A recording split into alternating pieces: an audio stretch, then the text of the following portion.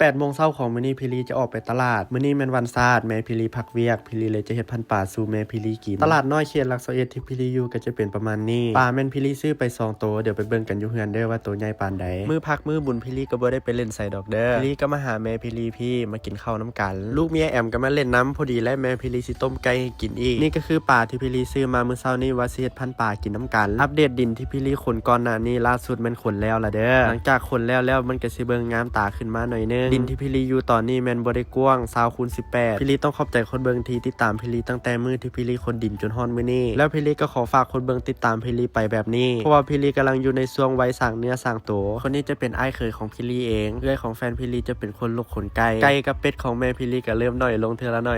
ยตามที่คนเบิ่งได้เห็นหั่นแหละพี่ลีมารักษาเทื่อใดต้องได้ต้มเป็ดหรือต้มไก่ตลอดตอนนี้พันปากของพี่ลีก็สุกแล้วเด้อสิได้ขอตัวไปกินข้าวก่อนแล้ววันซาดแบบนี้คนเบิ่งพากันไปเล่นอยู่ไสแน่คอมเมนต์รีวิวให้พี่ลีเบิ่งแน่เด้อเดี๋ยวไว้เจอกันใหม่คลิปหน้าสำหรับคลิปนี้พี่ลีไปกินข้าวก่อนเด้อ